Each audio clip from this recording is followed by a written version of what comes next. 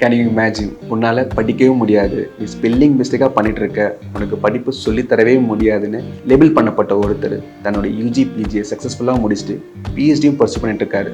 Last 11 இயர்ஸாக தன்னோட start அப்பை சக்ஸஸ்ஃபுல்லாக ரன் பண்ணிட்டு இருக்காரு. DLearners. It's an EdTech company with the support of deep tech.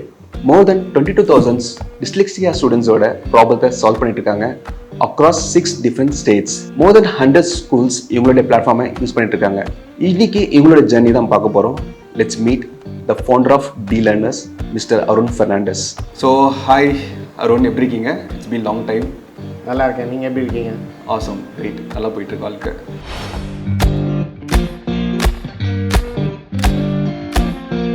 DLearners அந்த வார்த்தையே கூட எப்படின்னா டிஃப்ரெண்ட் லேர்னர்ஸ். டிஸ்லெக்சிக் லேர்னர்னு சொல்லலாம், இல்லை டிசேபிள்டு லேர்னர்னு சொல்லலாம். டிஸ்லெக்சிக்னா என்ன, அது ரீடிங் ரைட்டிங் வராத ஒரு பர்சன். பட் ஆனால் ஓவராலாக அவங்களால தெரியும், அவங்களுக்கு ஆன்சர் தெரியும், அவங்க they'll be able to understand well. ஓவராலாக they will not be able to get. இவங்களெல்லாம் பார்த்தீங்கன்னா 40% of entrepreneurs are dyslexic. Clinical சைக்காலஜிஸ்ட்னா எங்கே இருக்கிறாங்கன்னா கீழ்பாக் மென்டல் ஹாஸ்பிட்டலில் இருக்கிறாங்க. ஓ, கீழ்பாக் மென்டல் ஹாஸ்பிட்டல்னா என் பையன் மென்டலா அப்படின்னு எங்கள் அப்பா டென்ஷன் ஆகி எங்கள் அம்மா how thing happened meeting Mr. Kalam? We made Dr. Kalam also one of our experts answering questions. I need to create an environment where every different learner should be celebrated. Oh, different learner nu சொல்றல, why can't we reduce the word அப்படினு சொன்னோம்னா then we told DLearners அப்படினு வைக்கலாம்.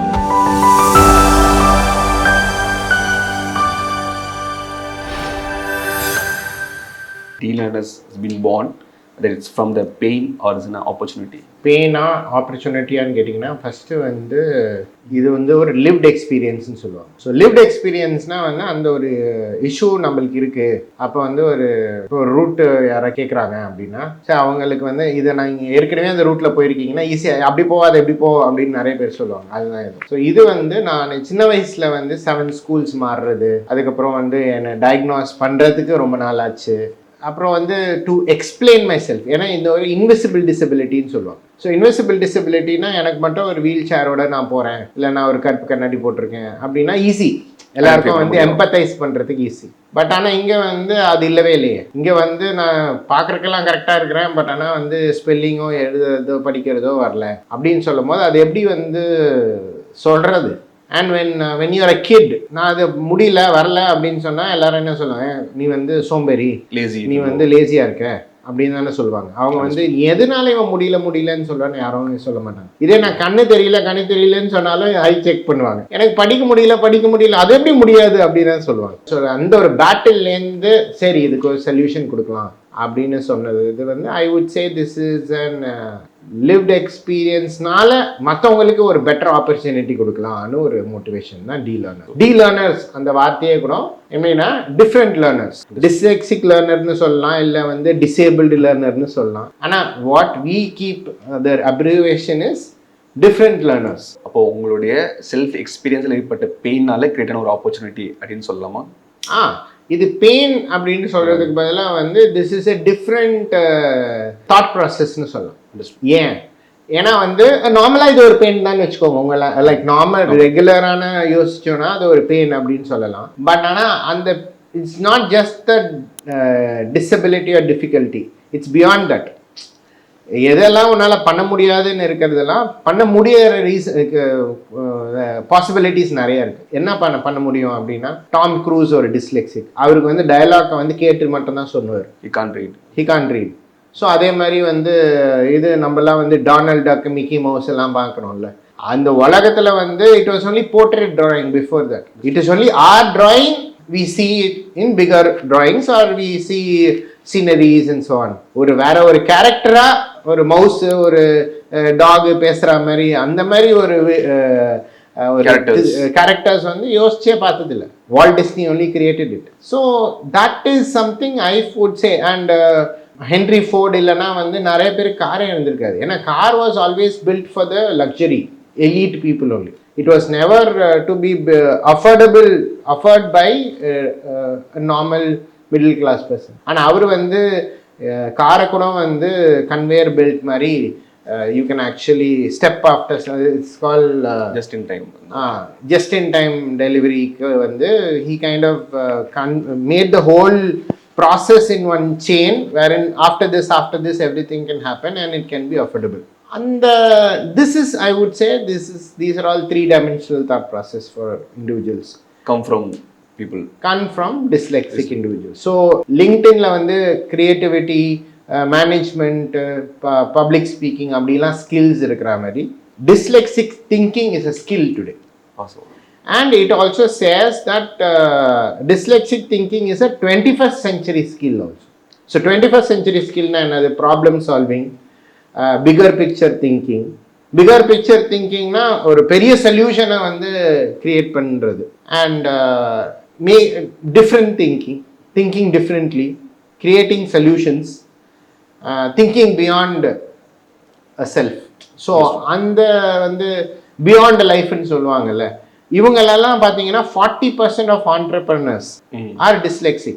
So if you see that beyond life ன்னு யோசிச்சவங்கலாம் அதான் surprising. So இப்போ வந்து beyond life இன்னும் இப்போ வரையுமே வந்து வாட் இஸ் வால்ட் டிஸ்னி இருக்குது, இப்போ வரையுமே வந்து யூ ஹாவ் ஃபோர்ட், இப்போ வரையுமே you have the person who created bulb, light bulb, Einstein. இப்பயும் அந்த பல்போட கான்செப்ட் தான். He made night into day.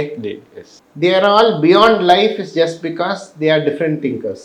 So that is இப்போ நம்ம எல்லாம் ஃப்ளைட்டில் போகிறோம் அப்படின்னா அந்த ரைட் பிரதர்ஸ் வந்து டிஃப்ரெண்ட்டாக யோசிக்கலைன்னா, so it's basically I would say more than a pain, why not, why can't it happen. இது நடக்கலை, இட்ஸ் நடைமுறையில் இல்லாததை வந்து ஏன் நடக்க முடியாது? இந்த வை கொஸ்டின் கேட்கறதுனால தான் வந்து நம்மளுக்கு இப்போ ஃபுல்லாகவே டச் ஸ்க்ரீன் தானே இருக்குது. டச் ஸ்க்ரீன் வந்து created by some other company, but ஆனால் அதை மார்க்கெட் பண்ணி சும்மா எல்லா கையிலையும் கொண்டு வந்தது வந்து Steve Jobs. He never built a phone company, he built a identity. So more then the product he was more into marketing. இது சொல்லுவார்ல, அந்த ஐபேட் லான்ச் கூட இல்லை, அந்த shuffle. Okay, imagine the whole world's music is in your pocket அப்படின்னு சொல்லிட்டு அந்த bank பாக்கெட்ல வந்து ஒரு பின் பாக்கெட் மாதிரி ஒரு குட்டி packet, basically people say for coins, for other, it's actually for some other purpose. அவர் வந்து இதுக்காக இது பில்டே பண்ணது, இதுக்காக தான் ஸ்டிச்சே பண்ணது அப்படின்னு position பண்ணார்ல. I feel that is what is different thinking, that is what is dyslexic thinking, that is what is now today very necessary for the 21st century. Great. So when you started DLearners, right, what was the first initial vision? So DLearners அப்படின்னு சொல்றதுக்கு முன்னாடி we started as Blink Foundation or how I started DLearners கொஞ்சம் ரிவைன் பண்ணி life எப்படி ஆரம்பிச்சிச்சுன்னா வந்து 7 schools மாறினேன். அப்புறம் வந்து 7th ஸ்கூலில் வந்து சொன்னாங்க, நான் ஒரு ஐ am not reading writing well because I do not know the answer. இல்லை ஆன்சர் தெரியுது, ஓரலாக தெரியுது, ரிட்டனாக எழுத வரல, அதனால தான் வந்து எழுத முடியல அப்படின்னு வந்து ஒரு பிரின்சிபல் சொன்னாங்க. ஸோ அப்புறம் அப்போ என்ன பண்ணுறது அப்படின்னா வந்து your son should learn differently. What is is problem அப்படின்னு சொல்லும்போது அதை வந்து you need to go to clinical சைக்காலஜிஸ்ட்னு சொன்னாங்க. கிளினிக்கல் சைக்காலஜிஸ்ட்னா எங்கே இருக்கிறாங்கன்னா கீழ்பாக் மென்டல் ஹாஸ்பிட்டலில் இருக்கிறாங்க. ஓ, கீழ்பாக் மென்டல் ஹாஸ்பிட்டல்னா என் பையன் மென்டலா அப்படின்னு எங்கள் அப்பா டென்ஷன் ஆகி எங்கள் அம்மா வந்து எப்படி அவருக்கு எக்ஸ்பிளைன் பண்ண முடியுதுன்னு தெரியாமல் அப்புறம் ஃபைனலாக நாங்கள் வந்து கீழ்பாக் மென்டல் ஹாஸ்பிட்டல் போகல, ஸ்டான்லி ஹாஸ்பிட்டல் போனோம். ஏன்னா கீழ்பாக் மென்டல், ஸோ ஸ்டான்லி கொஞ்சம் பெட்டர். ஆனால் வந்து அதே மென்டல் ஹெல்த் தான், அந்த department is under mental health. So அதனால வந்து அங்கேயே ஒரு மென்டல் ஹாஸ்பிட்டல் தான் இருந்துச்சு. ஸோ அங்கே வந்து ஒரு டயக்னாசிஸ் பண்ணி தே டிஃபைன்டு மீ ஆஸ் டிஸ்லெக்சிக் அப்படின்னு சொன்னாங்க. டிஸ்லெக்சிக்னா என்ன, அது ரீடிங் ரைட்டிங் வராத ஒரு பர்சன், பட் ஆனால் வந்து ஓரலாக அவங்களால தெரியும், அவங்களுக்கு ஆன்சர் தெரியும், அவங்க வந்து they will be able to understand well, ஓரலாக they will not be able to. So அப்போ என்ன ஆகிடும், இந்த சர்டிஃபிகேட் வச்சு I actually had a scribe in my 10th. ஸ்கிரைப்னா I can tell someone writes. So எழுதும் போது என்ன ஆயிடுச்சு, 78% ஃபஸ்ட்டு டைம் லைஃப்பில். ஏன்னா வந்து 9th வரையும் ஃபெயில் ஆகிட்டே தான் இருந்தேன் நான். ஃபர்ஸ்ட் டைம் 10th 78% வாங்கினோன்னா உலகமே I am only the king of the world மாதிரி ஃபீல் ஆச்சு. ஆனா இந்த கிங் ஆஃப் த வேர்ல்டு ரொம்ப சீக்கிரமாவே சுக்குநூறாகும். ஏன்னா வீட்டுக்கு வந்த உடனே ரிசல்ட் சொன்ன உடனே எங்க அப்பா என்ன சொன்னாருன்னா, உலகமே எழுதுது, நீ வந்து யாருக்கிட்டயும் சொல்ற, அவங்க எழுதுறாங்க, அது என்ன சந்தோஷப்படுறேன் அப்படின்னு. அவ்வளோதானே, உடஞ்சி போச்சா? அம்மா அதில் வந்து பேரண்டிங் வந்து வெரி இம்பார்ட்டன்ட்டு நான் எப்பயுமே சொல்கிறது வந்து, எங்கள் அம்மா அதில் வந்து ஒரு டிஃப்ரெண்ட்டான விஷயம் பண்ணேன். ஏன்டா சோகமாக இருக்கேன் அப்படிங்கிறது.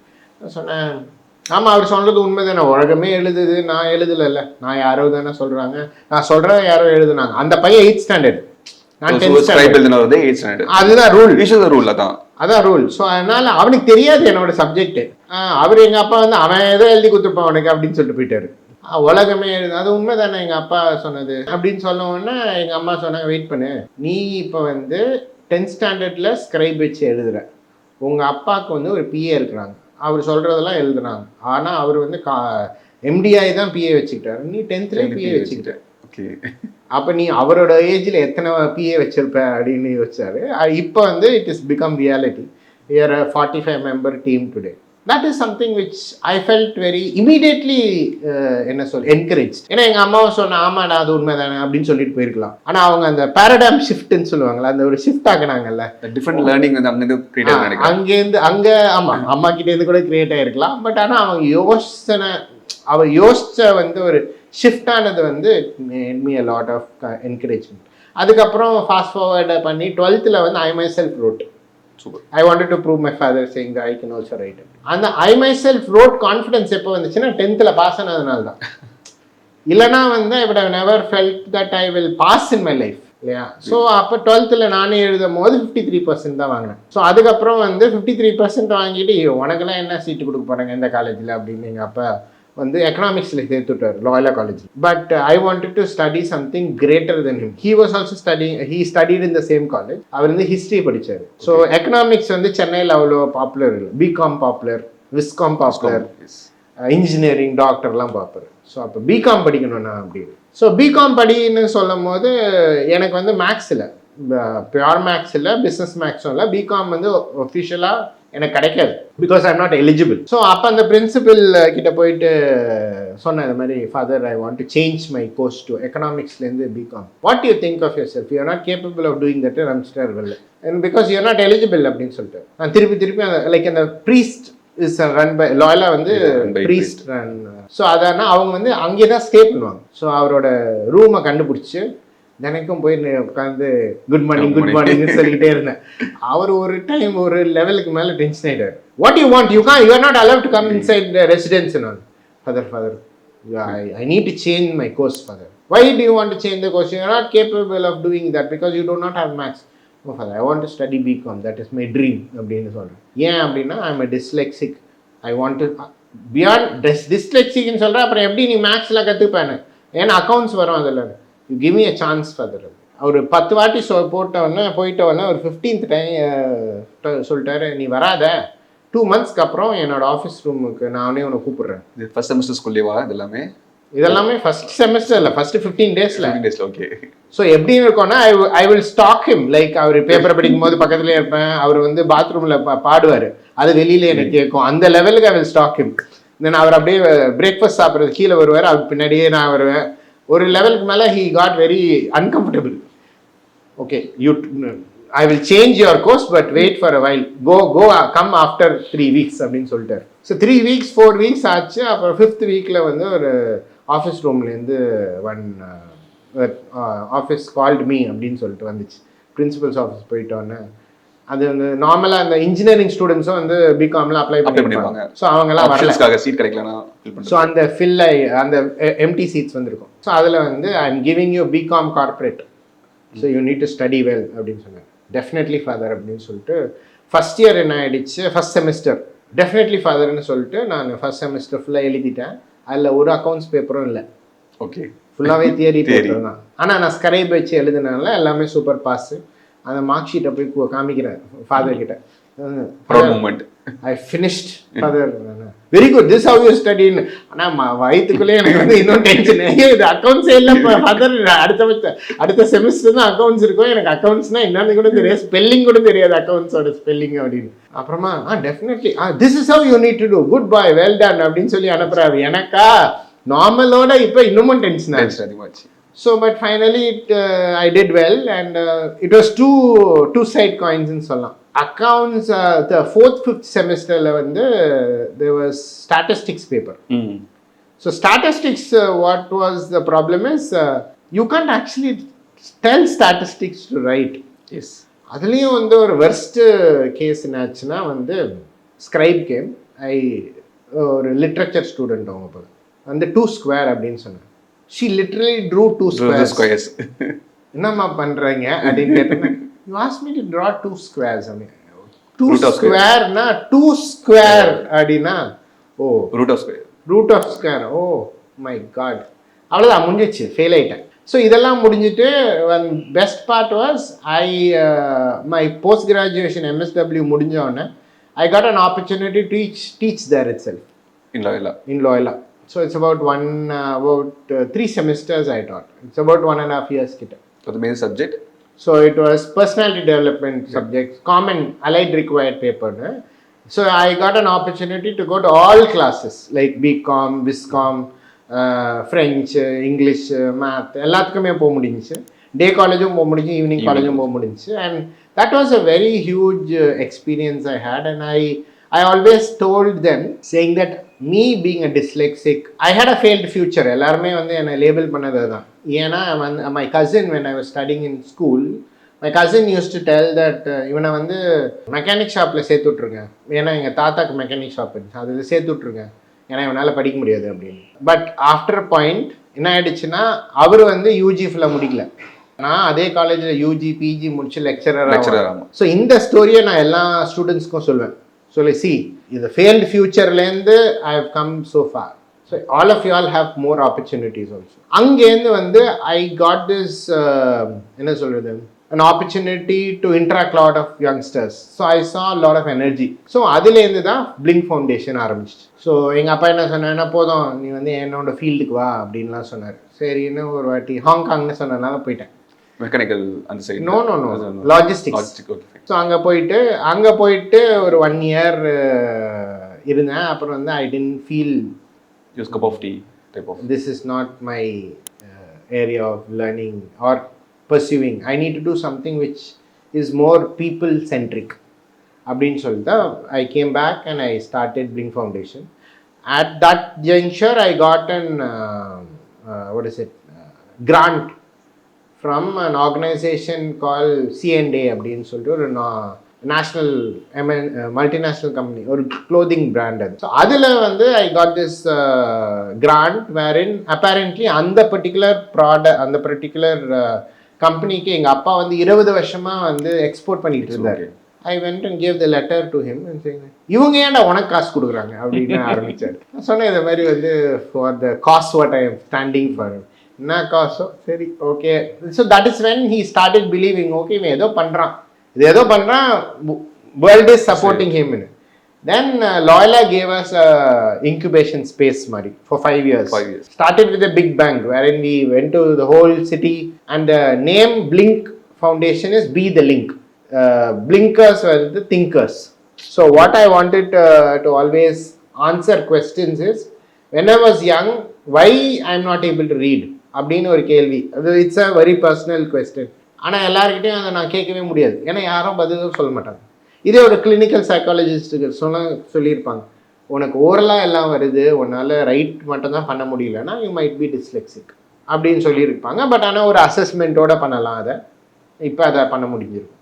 ஸோ அப்போ அந்த questioning is always there for all children. But ஆனால் என்ன, சின்ன வயசில் நிறைய கொஸ்டின் கேட்டு 12th காலேஜிலலாம் கம்மியாயிடும், கொஸ்டினே கேட்க மாட்டோம். ஏன்னா வந்து ஆர் பேரண்ட்ஸ் வில் சே, எந்த கேள்வி கேட்டால் கம்னரு அதெல்லாம் ஒன்று தேவையில்லை அப்படின்னு சொல்லி தான் வளர்க்குறோம் தவிர இது இல்லை. ஸோ அதனால் why can't we have a platform where in கொஸ்டின்ஸை வந்து கேட்பாங்க, அதை அந்த ஆன்சர் பண்ணலாம்னு சொல்கிறது தான் Blink, Be the Link.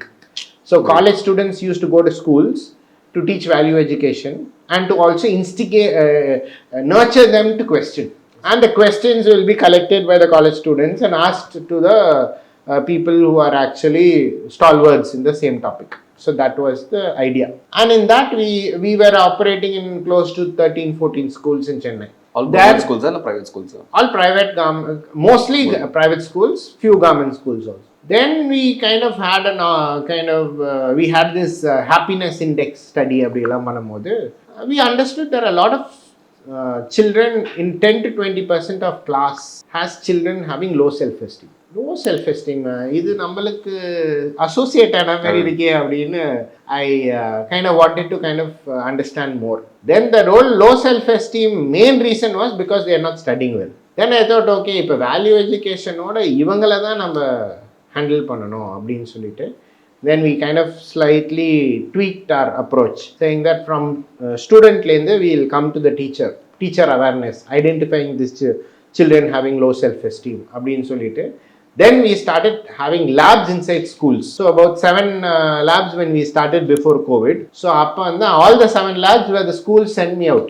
அந்த ஸ்கூல்ல எல்லாம் திருப்பி நாங்க ரீஎன்ட்ரி கொடுத்து Don Bosco most was the first school sent me out. So on the school we had a lab like that, multiple schools we had labs. So on the lab la vandu capacitating the child within school, the child need not go out of the school, can identify the child and giving them intervention in the school itself.